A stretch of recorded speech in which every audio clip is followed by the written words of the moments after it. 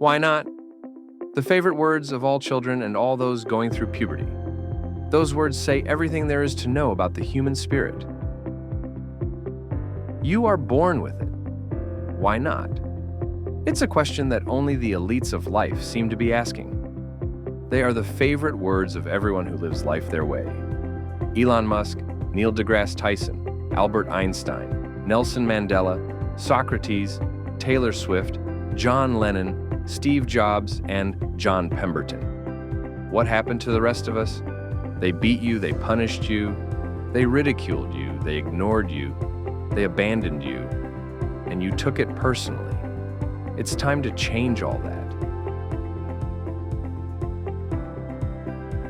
Personal improvement, personal transformation.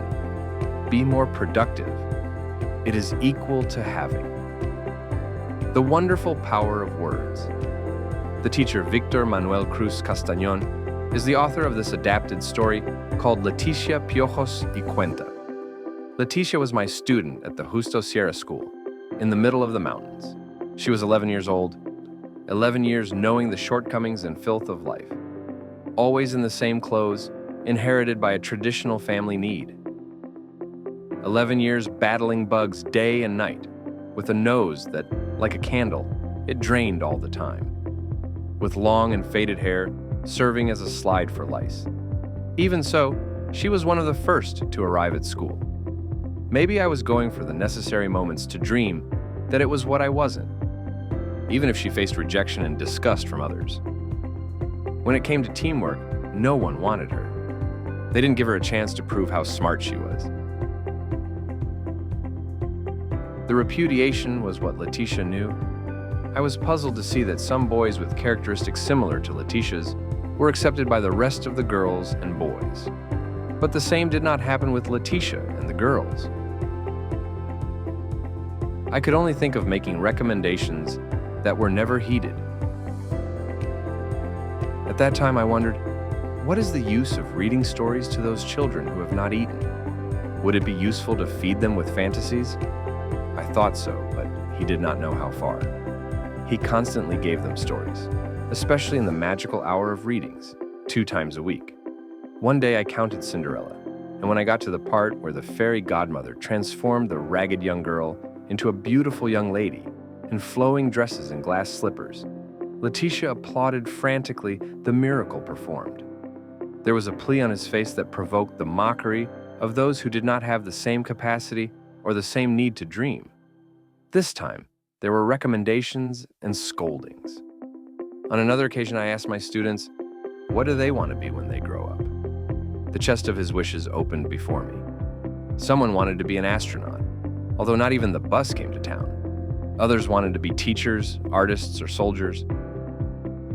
When it was Leticia's turn, she stood up and in a firm voice said, I want to be a doctor. And an insolent laugh was heard in the room, sorry. She slipped into her pew, invoking the fairy godmother, who did not arrive.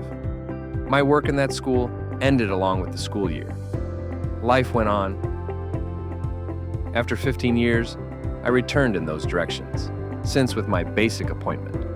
Until then, I found some answers and other questions. The good news approached me by bus before arriving at the cruise ship, where passengers who go to the other town transfer. They arrived in the presence of a young lady dressed in white. You are the teacher, Victor Manuel. You were my teacher, she told me, surprised and smiling. The one who could charm snakes with the stories he told. Praised, answered. That is just me.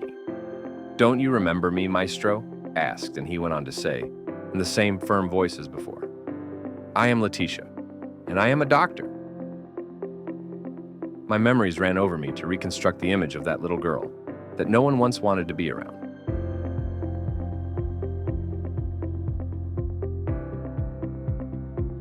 She got off the transept, leaving the footprint of her shoes on the running board of the bus. I called with my question. She still managed to say, work in Parral, look for me at the towel clinic, and she left. One day I went to the clinic, she told me, and I didn't find her. Neither the nurse nor the janitor knew her. It was too beautiful to be true. Stories are beautiful, but they are still stories, I lamented. Regretting having gone and almost defeated, I found the director of the clinic and spoke with her. What she told me revived my faith in people and in literature. Dr. Letitia worked here. She told me. She is very human and has a lot of love for patients, especially with the most needy. That's the person I'm looking for. I almost screamed. But she is no longer with us, said the director. Did she die? I asked anxiously. Dr. Leticia applied for a scholarship to specialize and won it. Now she is in Italy. Leticia continues to learn more and teach her secrets to fight. I still want to know. How far does the power of words go? What is the spell to enchant the snakes that pull the unsheltered? As a teacher, what can I do to balance the scales of social justice in the face of similar cases? When did Letitia's dreams begin to take off in terms of the rest of her classmates? Where lies the strength of women who exceed any expectation? I don't want to be Letitia's teacher anymore. Now I want to learn, to show me how a caterpillar evolves into an angel. And above all, I want to find out what was the magic wand that made her the princess of the story. All credits to Maestro Victor Manuel Cruz Castañón. Want to know more? Check out our video below. Be free and make it viral. Share.